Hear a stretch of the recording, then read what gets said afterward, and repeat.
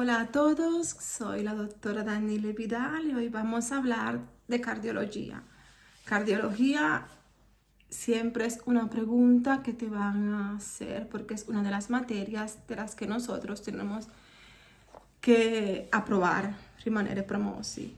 El profesor de cardiología que me tocó en mi año era, quería propiamente más que nada, más que terapia o fármacos, quería conceptos, quería tipos, diferencias, tra una patología que podía ser parecida a otra.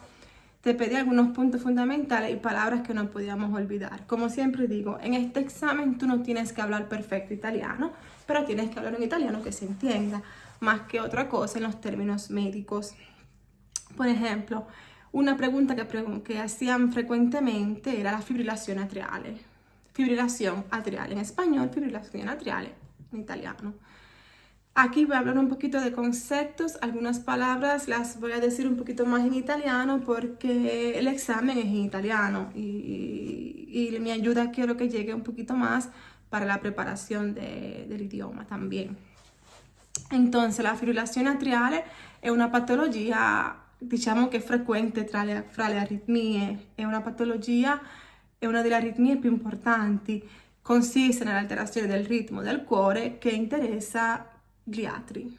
I battiti risulta molto rapido e irregolare e la malattia rende impossibile la contrazione atriale che dopo ripercuote sulla funzionalità dei ventricoli e sul flusso sanguigno con rischio tromboembolitico. Più che altro, se tu non dicevi che la principale complicanza era il rischio tromboembolitico, loro ti chiedevano dimmi ancora, dopo che tu dici sì, anche con rischio tromboembolitico, avevi già praticamente la metà della domanda promossa.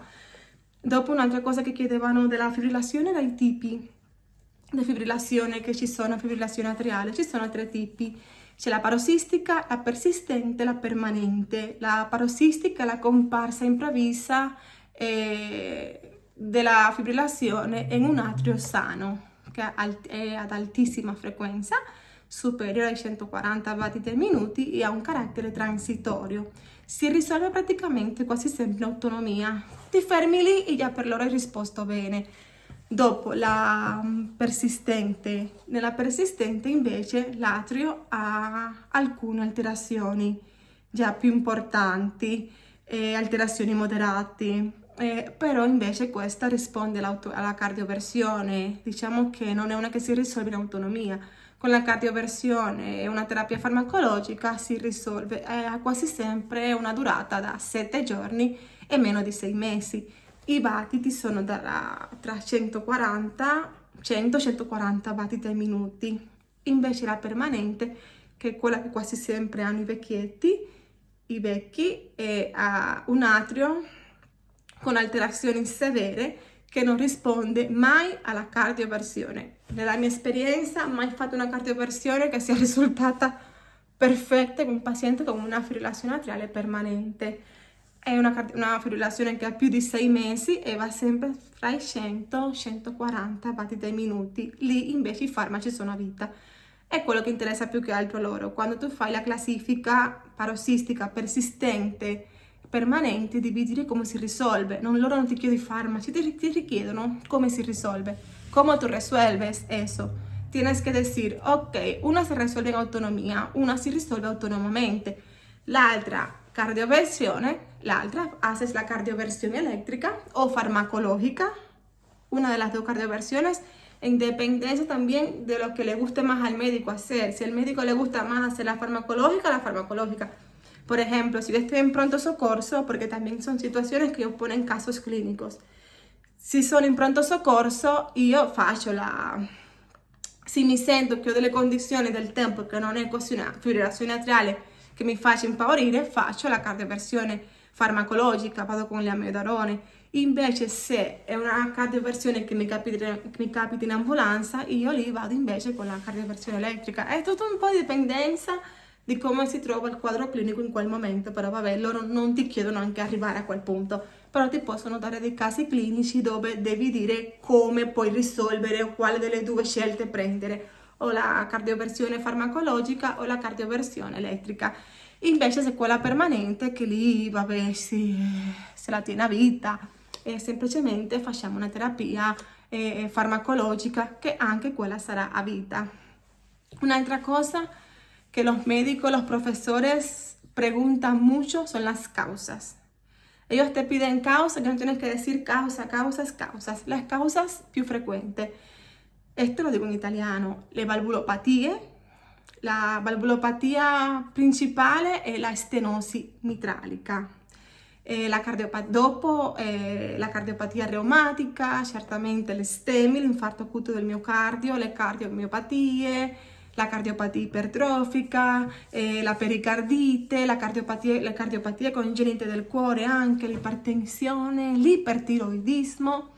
E un'altra cosa che loro chiedevano molto, fra le cause dimmi quelle respiratorie, e noi facciamo così, come che respiratorie? Sì, invece sì, ci sono delle cause respiratorie che cagionano la fibrillazione atriale.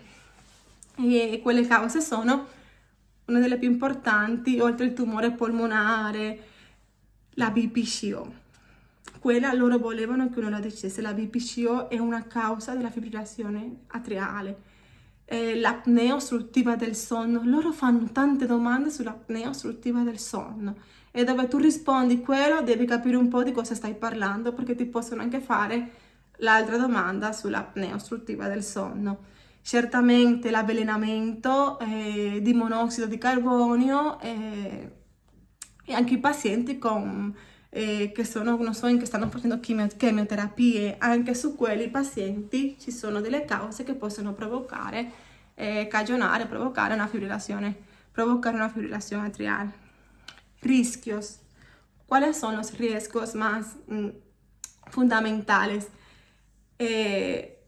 Las personas que están más a riesgo son las personas que tienen una hipertensión, por ejemplo, un hipertiroidismo, por ejemplo,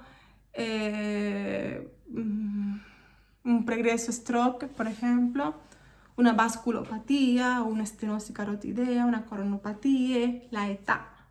La edad aquí es fundamental, es entre 65 y 74 años, y el sexo femenile, el sexo femenile es el más perjudicado en la fibrilación atrial. Son los factores de riesgos, fattori di rischio fondamentali. Sintomi. Il síntoma con que te llega el paciente al pronto soccorso o cuando te llaman en ambulancia o como el paciente no manifiesta, fundamentalmente es el dolor y la falta di aire. Tu trovi il paziente comunque con la mano al petto tante volte e lì si chiama cardiopalmo.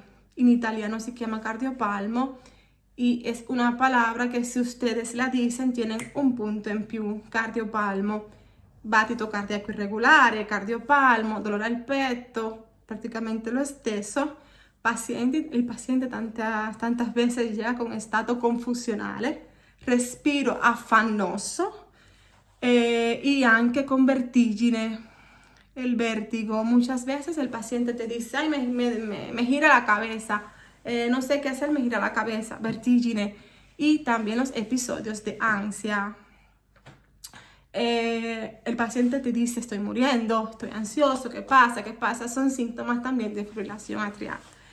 La diagnosi, come la hacemos? Fundamentalmente electrocardiograma. Algunas veces uno le toca salir en ambulancia o está en el territorio porque hace una visita domiciliar, o simplemente no tienes el recurso para hacer un electrocardiograma. Por ejemplo, cuando yo hice mi servicio social, que no tenía un ecocardiograma, tenía solo para hacer un electrocardiograma, la diagnosis, con eso tú puedes hacer muy bien toda la terapia sucesiva. Cosa vemos en el electrocardiograma? En tanto la ausencia de las ondas P, assenza di onde P, la presenza di onde F.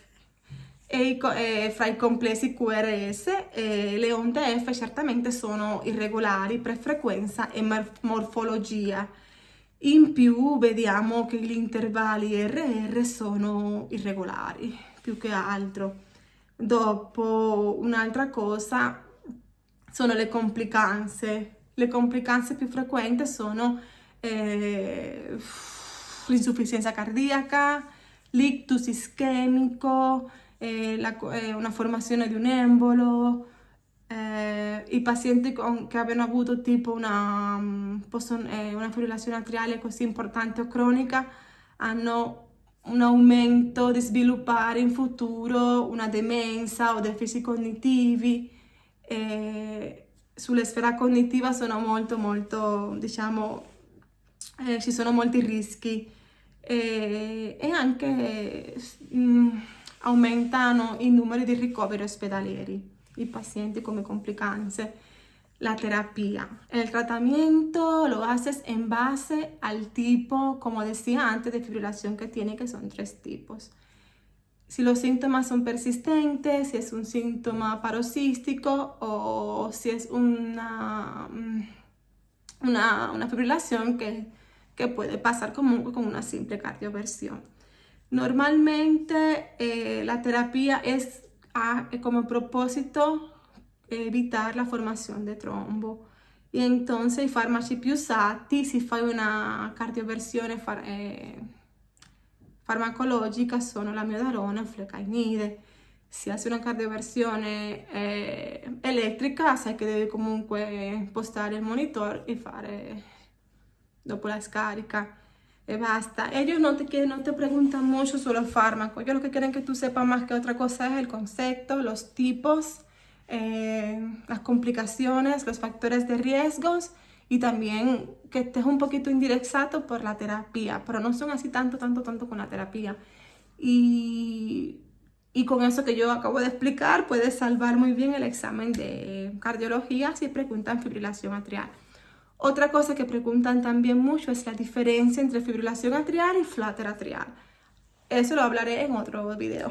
Los saludo y hasta la próxima.